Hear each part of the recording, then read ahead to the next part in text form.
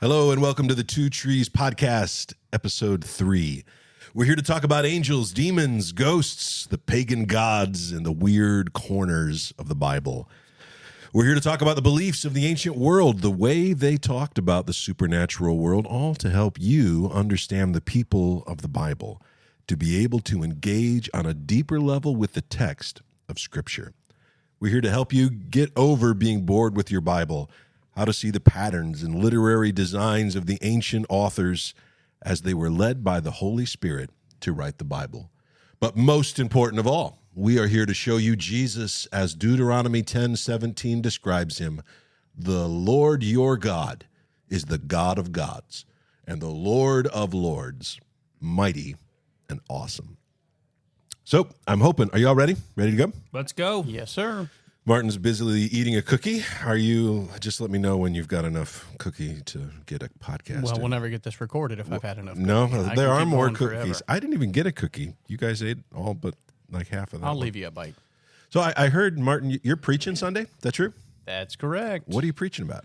You'll just have to come and find out. That would be awkward for my church Oh, yeah. on account of the pastor not being there. It's a little bit about what we talk about here, a little bit about what I talked about at your church when I preached there a couple months ago. Was it on the Abrahamic covenant? Yeah. Okay. That's kind of what we're based upon, but more or less, how do you get your own covenant with Oh, so you're God? just making stuff up at this point? Well, Yeah? He could do give or that. take. Give or take? I'm not an actual When you're the pastor, guest speaker, right? you can do a lot of You stuff. say anything you like. Top get away 10 with it. reasons why Green Bay. If you want to be a really good guest speaker, you gotta say, "Hey, what's something you wish you could say and you can't?" And I'll come and bring it. You know, Yeah, and then I'm make basically it. the substitute teacher, right? Like Right. that's Yeah. what I Just do. make a mess What does and the then- pastor not want said?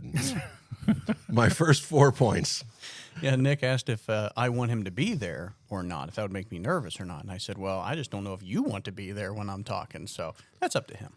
Well, I imagine he'll be there. He's proud of you. He wants to support you. Yeah. Maybe he's so proud of you, he doesn't want to come. Yeah. Yeah. I think it'll be great. It'll be great. I had a chance to speak over at a like a college age, I don't want to call it house church, small group, whatever you want to call it, about 20 college age students. And one of the things I thought was really, really interesting is one of the gentlemen who has lots and lots of questions as he was reading through Genesis, and I guess he said as like his church or his pastor or his leadership, he has these questions and they just don't want to answer the questions. And he made this statement. I'm just been thinking about it that my generation, this is 20s, have lots of questions that the church doesn't seem to want to answer.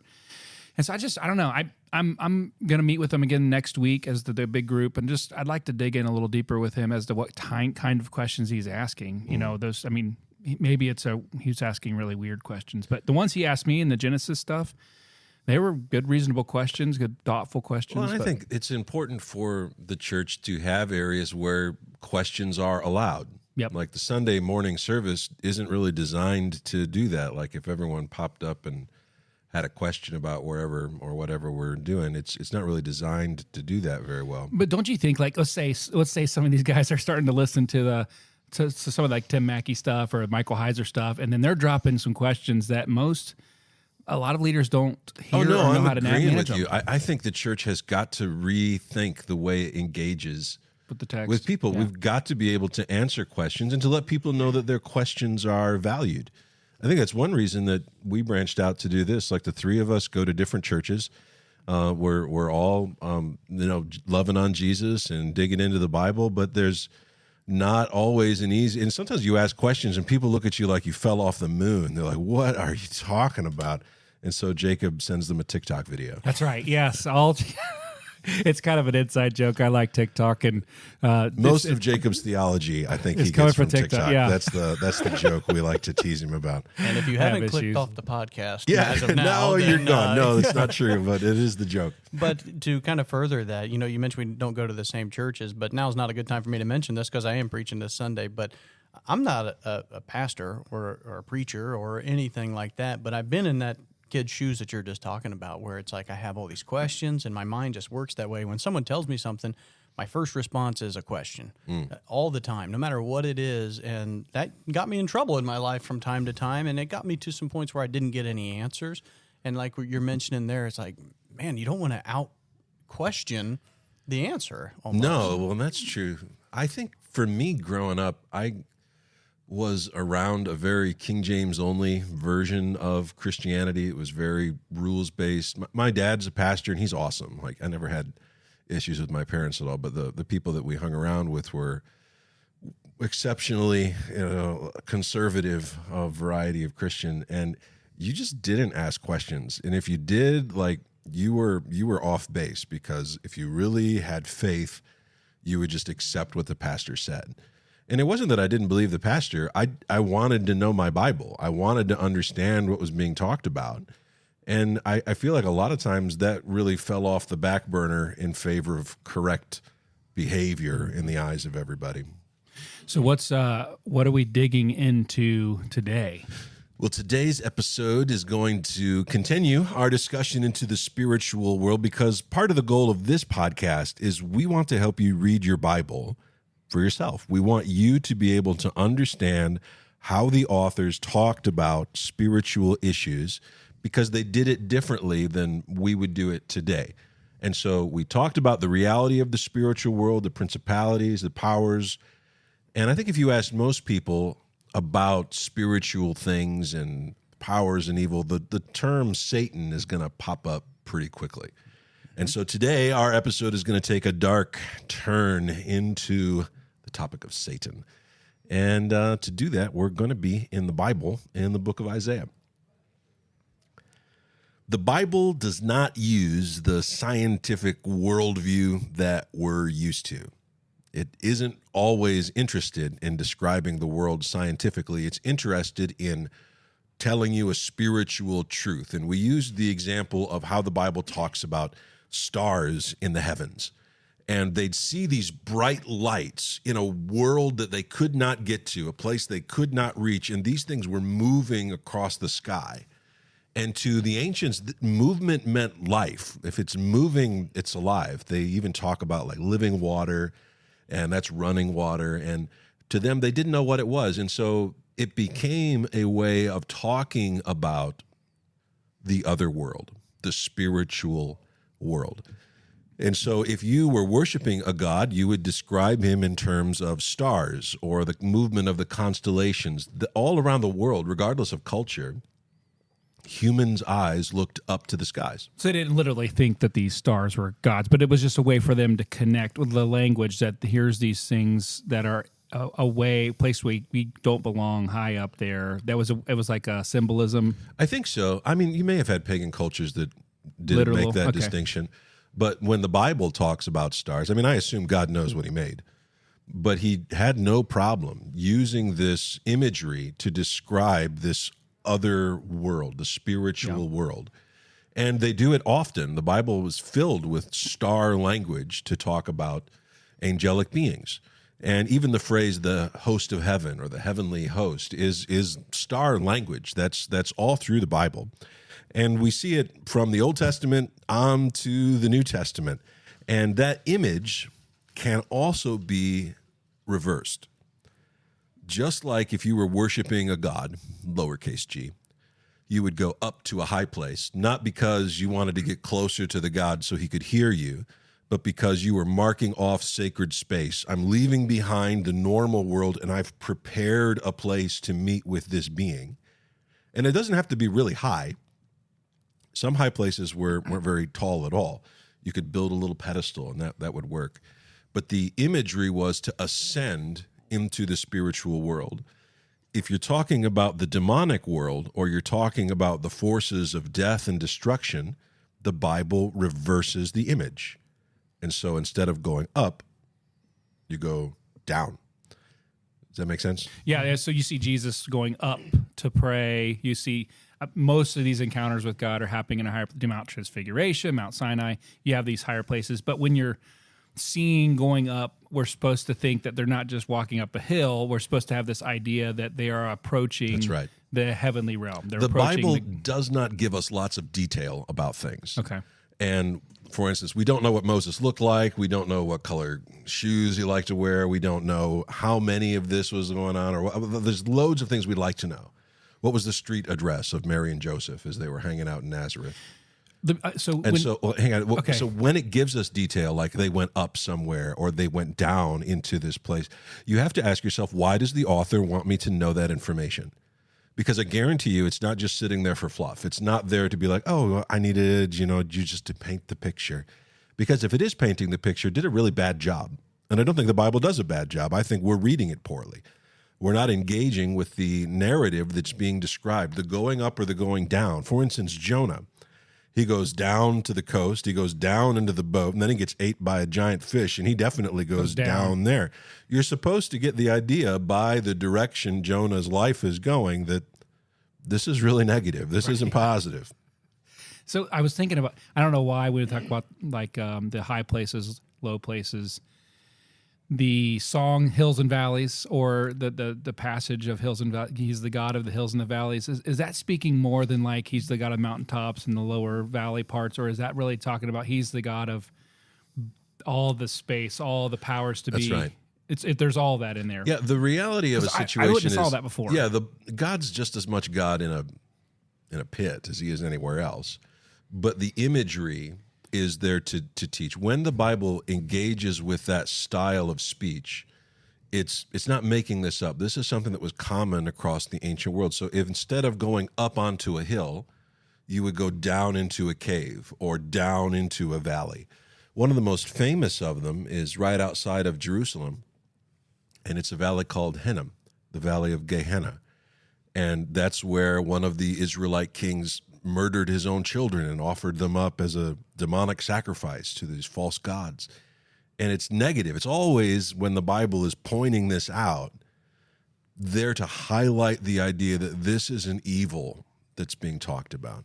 And so the question that comes to my mind, because I'm following you 100%, but if I were to read the Bible, it would be hard for me to pick up on that kind of trend as far as he's going down, or he's going up, or what is important, why the Bible mentions it this way compared to the way I would want it to be mentioned. So I guess the first question that pops in mind is, why is that lost on the readers of today, and especially the Western civilized readers of today? Because you almost take it as like cliche, like, well, he went down, so that's a negative. And we almost read it, to me personally, I always think it's just like, well, that's just cliche. Like David beats Goliath every March Madness when a 15 seed beats a 2 seed or something along those lines. But we don't take it for the imagery that it is. We take it for just well, yeah, everybody kind of understands that. Right. And I think it's a purposeful choice for us to engage with the story as it was written and not as we want to read it.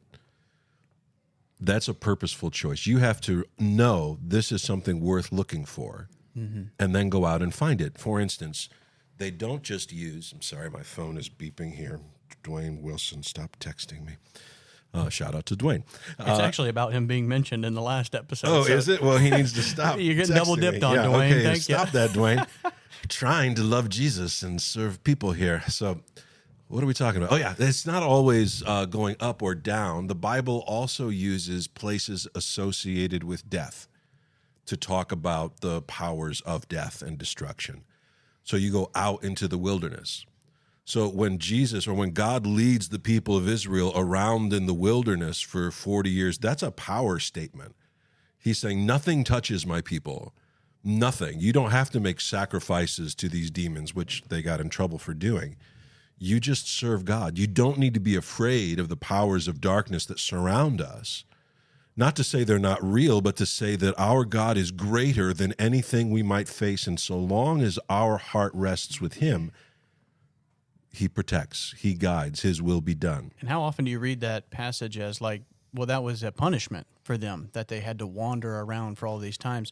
Never until tonight have I even put it together like, no, listen, I can take you wherever I want to take you. This is God speaking. Well, in a way, it was a punishment. They were supposed to go into the promised land, but they wouldn't go because there were giants. And they were like, oh, no, we can't go. Our God's not big enough to beat these giants. And then God says, you know what? Let's go directly to like the worst place you can imagine. Exactly. So, but we read it as like, well, that's their punishment. But from It's God's a perspective, spiritual sermon. Yeah. Yeah. And they moved from place to place. God provides food and all the things that they need, and they continue to rebel, continue to mess this up. And we see this even in Jesus' story, right? Jesus goes into the wilderness, and he has an encounter with, you remember this? With Satan. Yeah, with Satan. Yeah. What's he doing there? He's just like, I vacation here. This is a really terrible That wouldn't have been a spot, so- surprise, though, like when a first century reader was reading that he went No. to a wilderness. They're thinking, okay, this is not an unlikely meeting Yeah, this place. is a struggle between the Christian and the forces of evil. Even on into early church history, you have monks and things that would go out into the wilderness. And the idea was they were combating, we would say, their own demons. The idea was they're engaging in something more than just physical ailment. They were engaging in a real spiritual struggle. Can I go back just a second and talk about? We must only go forward, Jacob. I'm sorry. Do not turn your eyes back. First Kings 20. Again, this is just one of those like really cool passages and talking about hills or valleys. There's this war against Aram and Israel, and 1 Kings 20:23 it says, meanwhile, the officials of the king of Aram advised him their gods, talking about Israel, are gods of the hills. That's why they're too strong for us. But if we fight them on the plains, surely we will be stronger than they. I mean, like all of a sudden, here's like, oh my goodness, I didn't notice this before. Anyway, they're like, they just don't like flat ground. Look, I grew up in West Virginia. I used to mow my grass in baseball cleats. And so, like, there's something to high ground. Like, it's a difficult to disadvantage get up. to be at a low place Yeah, in a but war. what's being talked about there isn't mowing grass. It's not about taking the Right. high ground. You're getting a glimpse into the ancient world's view of the supernatural. We just don't do that. Right. So they connected the going down with evil places. You should check out Caesarea Philippi, the gates of hell. Michael Heiser, again, has tons of awesome information about this and what the proclamation of Christ or Jesus as the Christ means right there at the gates of hell itself that's being described is awesome. It's Jesus at war with the darkness. And it isn't just that going down or out into the wilderness, but you could also designate satanic or demonic activity by linking it to an evil place. We would do this in our culture today. Probably the easy one here is to connect something to like the Nazi Party.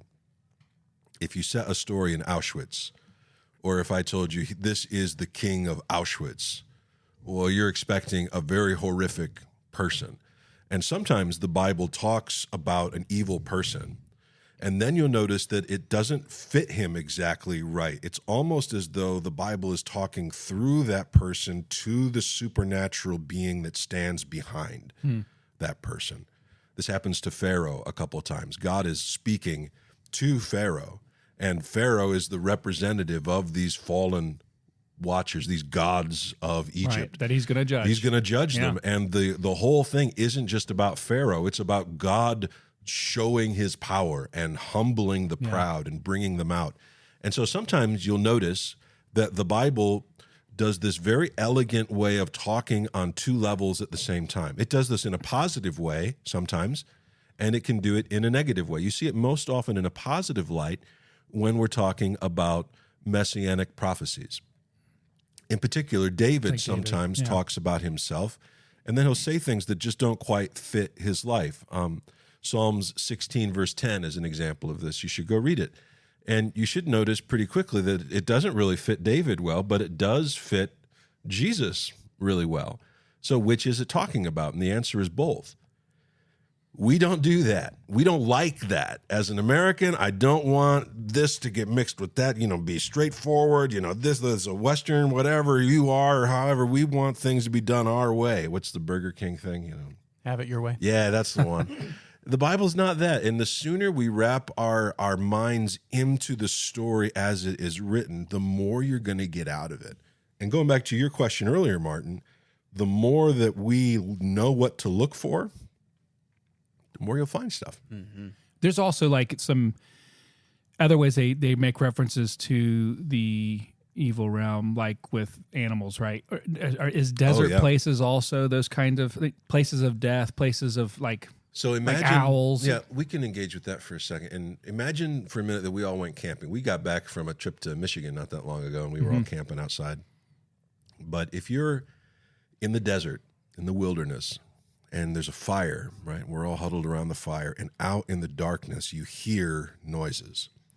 Movements. Barking of dogs, you hear movement of unseen beings, creatures of the wilderness. that becomes a way of talking about unseen dangers in both the physical and the spiritual That makes sense. world. Yeah, that makes sense. So it may say owl and not mean owl. It may mean both. And it's not talking about, the demons look like dogs or jackals. It's a way of talking about an unseen danger. And for people who were outside a lot more than we are, they understood this in a way that we just don't. If you want to understand it, go camping by yourself out in the middle of the wilderness, and you'll jump at every raccoon that's stumbling around out there. It's Sasquatch, or it's a bear, or whatever. I grew up around bears, and so I think I told you this before, but my grandma attacked a bear once with a fire truck to rescue a dog. She threw this fire truck and grabbed the. This is a true story. She did, and my granny. Do you was believe everything else we say and not that story? Then No, we're that's doing a good. true story. We're doing good. She did. She threw it at that bear, grabbed the dog, went inside, and I thought, my granny is the toughest woman in the world. That's great. So, when it's portrayed as that being out in the wilderness or the wild animals being the evil spirits, is there any physical truth to that? I always think of when my dad went out to Arizona and was meeting with some people out there. They mentioned that past a certain point was like the wilderness, what you're talking about, and that was like where evil spirits would dwell on there. So is there any relevance to they're actually out there where there's not the protection, or there's a designated area for these types of things to happen? Yeah, that's a big topic. I think so. Yes. And Sounds like episode 4, maybe. Yeah, episode 75. Maybe I can have time to really put my thoughts together. That would be nice. I want to introduce an idea. I'm not dodging your question. I'm going to get right to it. Okay. But in our culture, in the West, the major motive of Satan seems to be not terror, but sleep. He doesn't want humans investing heavily into the spiritual world. He'd rather you just didn't think about him at all. Our culture is fast asleep. And the idea of an enchanted world where these things exist is so outside of most people's comfort zone that they've turned us off a long time ago. Mm-hmm. And so it wouldn't make sense for the powers of darkness to reveal themselves that way on a big scale in our culture, because it would not fit what they're trying to do. It would be counterintuitive. The goal isn't to harass people, it's to fight God. That's their goal. We're a means of doing that. They hate us. Well, they hate the children of Adam, and they're fighting against God. And so you have to ask, what's the strategy? What are they doing? But in cultures that have a much closer connection to their spiritual heritage, like the Navajo Nation, we have a missionary who serves on the Navajo reservation, and your dad went out a couple of years ago. Was he there last year? Was it last year? No, a couple of years ago. A couple of years ago. And there is a large cross that's there, and the community will tell you, look, this out here is dangerous. This space is outside of where people go. And they've set it off as a dangerous place. And so in a culture where that strategy of sleep is not the primary strategy, but instead, I think you listen to their stories, and you either got to assume that they're all crazy, which they're not, or they're telling you the truth. And that just doesn't fit well with what I want them to say. I would listen to these things and be like, what? How am I supposed to believe that? Talking to my missionary friend, and she's going on about shape-shifting and weird stuff, and I'm like, what? I either have to look at them and say, you're nuts, or say, I can't believe that quite now, but I'm disturbed, and I'm going to go think about this and pray about this. Is the world as comfortable as I want it to be? The longer I study my Bible, the less certain I am that I should be comfortable. Well, I think, going that direction is to just be reminded that there's a war. And even though we've been given the armor, I don't feel like I hate making generalizations, but a lot of Christians just don't have to wear it because we're safe. And I think it's this: we're asleep. We just don't realize that there is a battle and that it's coming against us, coming against God. It's all around us, and we just we're safe. We're in America. It's just it's not a good mindset, and I think that some of the things we'll talk about in the podcast hopefully will get us to a little bit better place of understanding. We're only in episode 3, man. We got time. We'll get to this stuff. Yeah. But no, you're spot on. I think if people really believed that praying to God did something, that there really were dangers around them, that their prayer really was an act of resistance against the darkness, that we would pray in a totally different way. I think of the Lord's Prayer, the deliver me from evil. Like Jesus taught us to pray that way. And somewhere along the line, we decided that meant deliver me from long traffic and from, financial and stuff. Like, that's true. God can deliver us. But there is also intelligent evil that hates you, that desires your destruction, that desires your church to be ineffective, that desires your pastor to fail, that desires the destruction of your home. And it's not just going to say, well, I'm just going to leave you alone because you're a decent fellow after all. And one that really resonates with me is when you mentioned we're going through Kingdom Man by Tony Evans. And one thing that we went through in just last week was talking about if a husband or a man really knew how much the prayer would help his family or protect his children and his wife, he would pray much more often and much harder than he does. And that's exactly what we're talking about here. And I've lived through some of those spots where when you're struggling yourself with some of these questions and some of this stuff, you lose sight of, praying and protecting yourself. When you're praying, and I others. think this is an important thing to think about. Think about what is happening in the spiritual world. You are in the presence of your Maker. So when I sit at the table and I thank God for my food, I have brought the Lord and welcomed him to my table. When I pray at my child's bedside at night, I've brought the Lord into my home. I am purposefully seeking his presence. And the presence of God is not something that my family can do without. It's not something that my ministry can do without. It isn't just that you should just be as good a person as you can and wait for heaven in the sweet by and by. We're working now, not later, but now. This is on. This is happening. And part of the hope of this podcast is it will help you wake up just a little bit more, to wipe the sleep from your eyes and see what's going on in the text. So we've kicked around this issue a while. Let's dig into the scripture. We're in the book of Isaiah. We're in chapter 14 in a text that is called the I wills of Satan. And so what we're going to do is we're going to read these. If you want to take a minute and pause your awesome, beautifully edited, and amazingly put together podcast and then get your Bible, this is going to be in Isaiah chapter 14. We're going to look at verses 12 through 15. And you're going to notice that just like we talked about earlier, this happens in a longer text that is God is upset with a fellow called the king of Babylon. And Babylon is like ground zero for evil in the spiritual world. There are times where the Bible just uses the word Babylon to not refer to a physical city, but the whole kingdom of evil itself.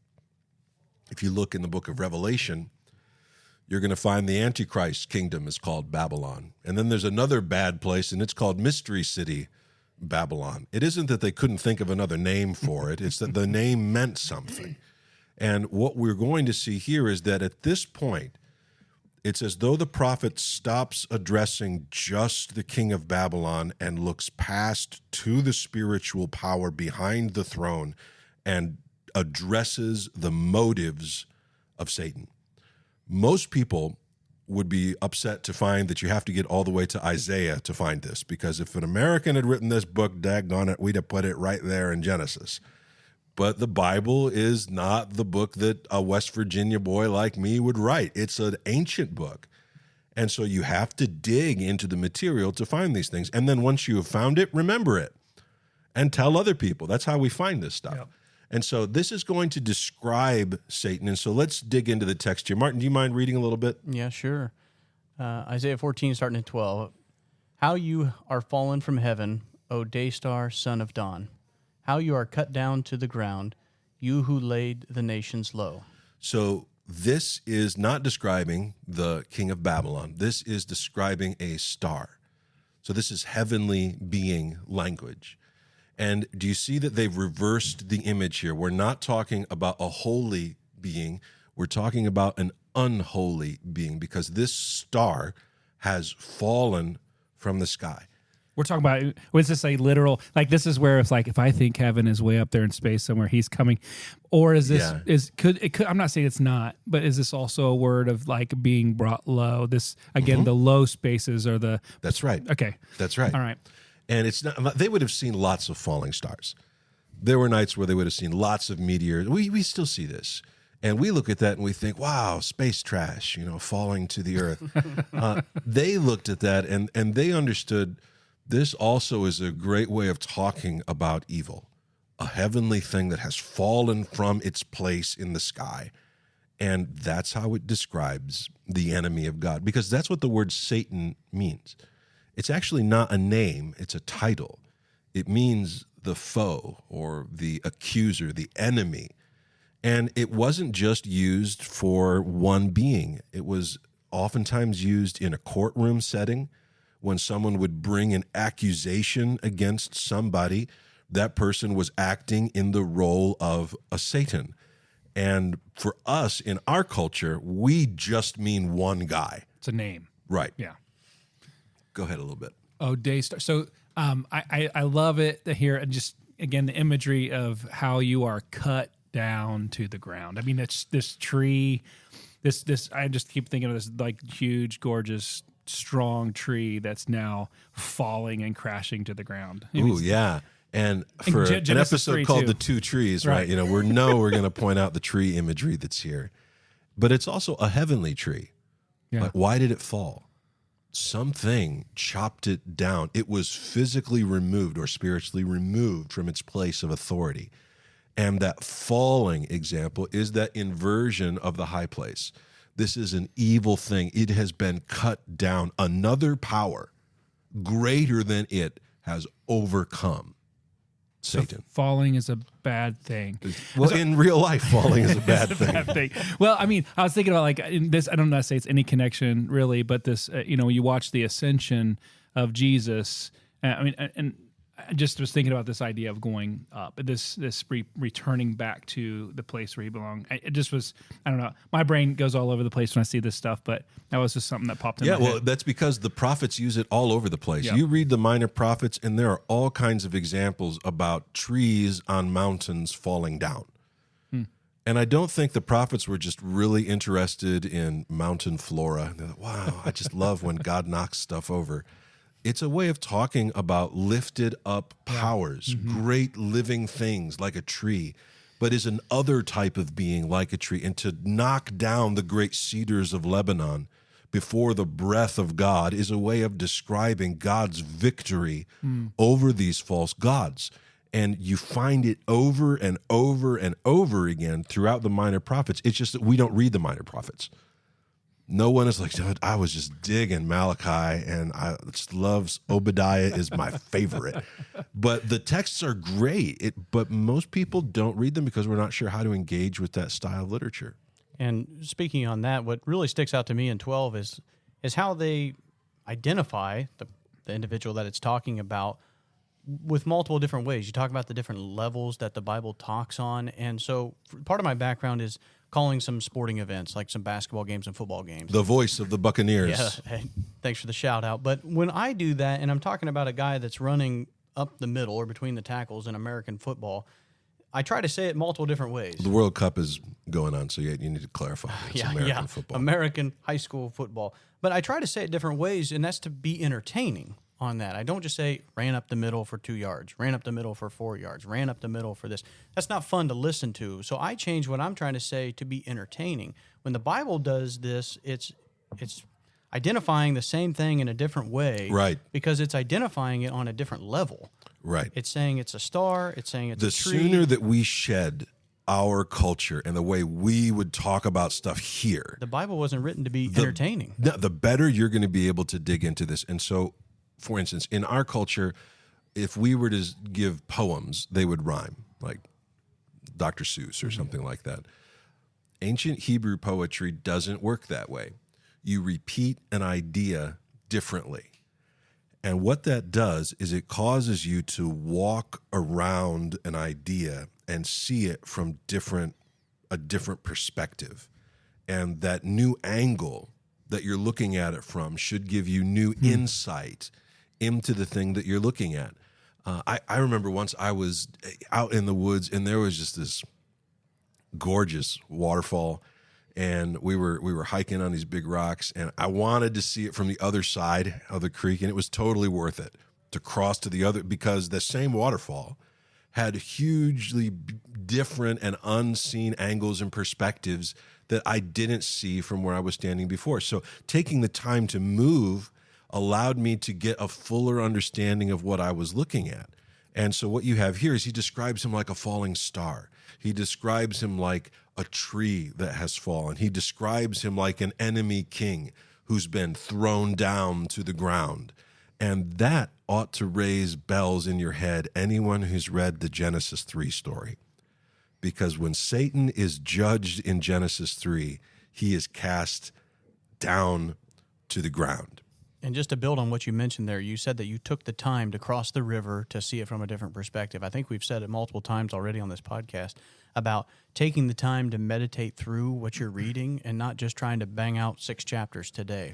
Let's really dive into it and read it to try to see it from those perspectives, and then we can learn and have a better time reading the Bible, I guess. Amen, preacher man. So I like that. That latter part of verse 12, it says, "You who once laid low the nations."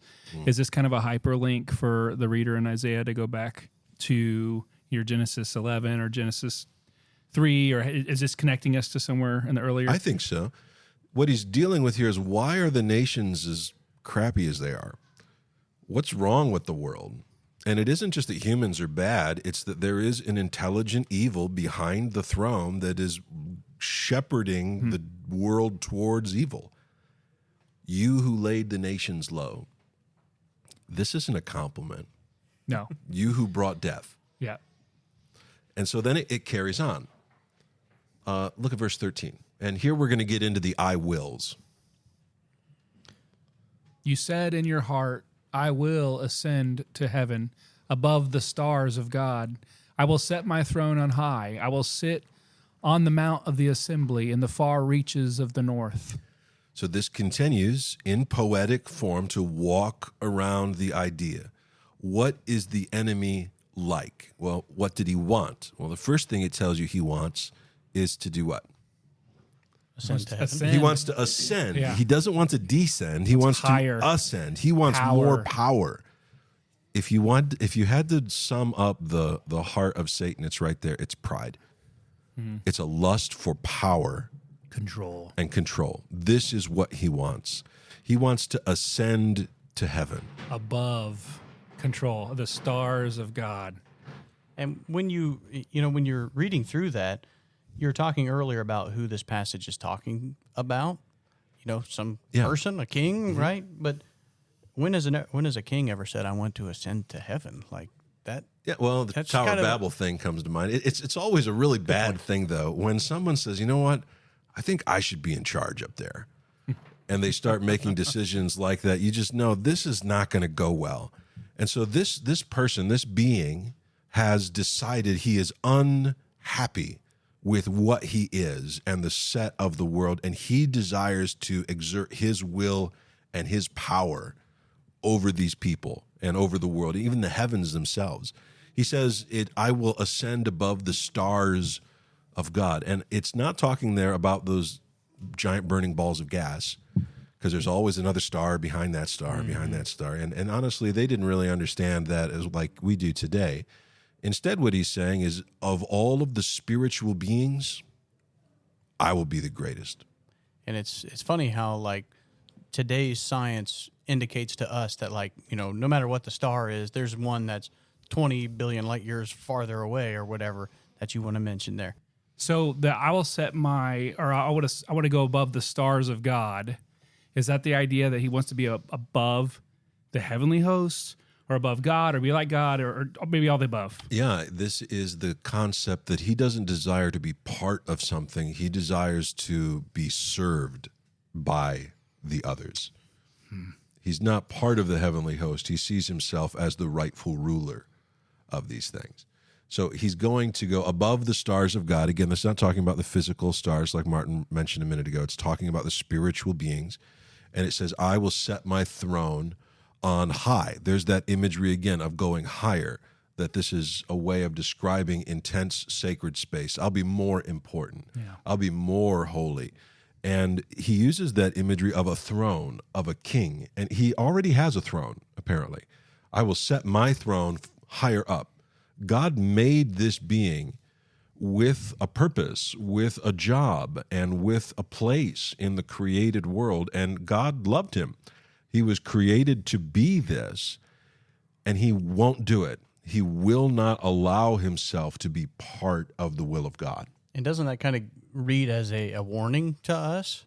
Oh, yeah. Like, if you're finding yourself doing this kind of stuff, maybe you need to read some other parts of the Bible, and, and when you think about Jesus' testimony and even just the fact of washing the feet, his disciples' feet on the Last Supper, when he puts himself below everybody else instead of trying to ascend and trying to go above. So are you picking up that language in the Jesus story as well? He goes down and washes the feet. He's like a slave serving others. He then goes down to the Garden of Gethsemane. He's arrested and thrown down into a pit, and he waits until the morning when he is taken and brought up on a hill to be murdered. And then it says that he rises from the dead. This downward progression is destroyed by the cross of Christ, by the death of Jesus. You're going to get me all off track here talking about Jesus when I'm trying to talk about the bad guy. But Jesus is so much better.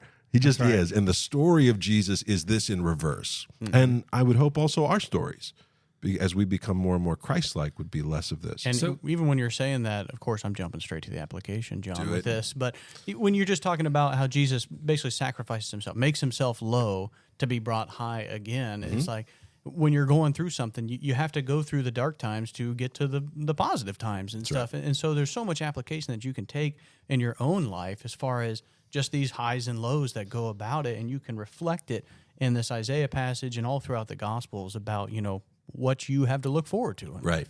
Now, the text is going to get more pointed and a little bit weirder from this point on. This part has been fairly straightforward. What do you do with this next piece? Jacob, go ahead and read that. I will sit on the Mount of Assembly. Yeah, I'm going to sit on the mountain of assembly in the far reaches of the north. It makes me think of, and this is just because of the journey I've been down, is like divine council language. Yeah, this is the court of the Lord. If you can imagine, like in the book of Revelation, the scene of the elders round the throne and all these powerful beings there, and they're casting their crowns before the Lord, and these angelic powers as well have their place. And what he says is, when that whole thing gets together, I will be at the top. I have to say, if no one's ever heard of Divine Council, Tim Mackey Bible Project does a really cool video on YouTube, and Heiser talks about this stuff quite a bit.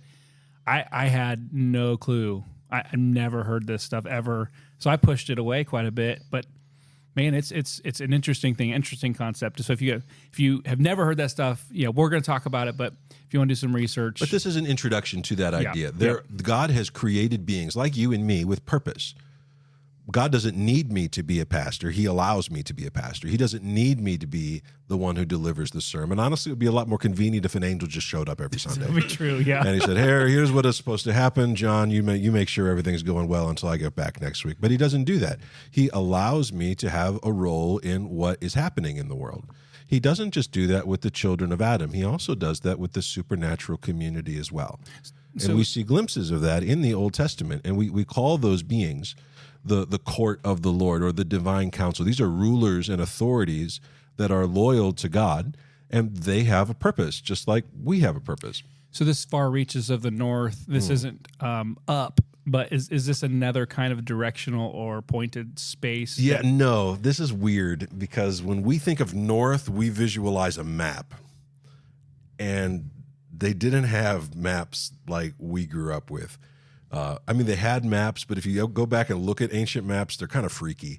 You're like, what in the world is going on here? Yeah. This is not at all, satellite graphic imagery. But what they did have was the sky. And going back to star language, the north is incredibly important as regards to stars. Because as the stars move about the sky, There is one star that all the others orbit around. They move around the North Star. And as the ancients tracked the stars in the sky, they saw them fade below the horizon. The stars in the north they saw didn't move.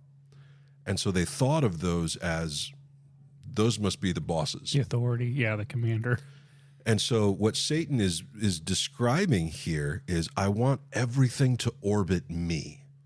I want to be the center of everything. And it calls it the mountain of the ascension, or the mountain of the assembly, rather.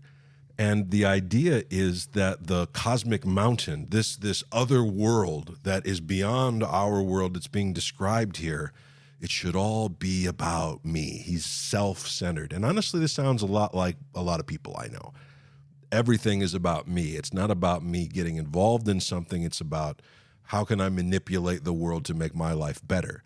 Whereas the message that Jesus brings is the opposite. We are to be a servant. We are to love people and use the things at our disposal to make the world better and safer.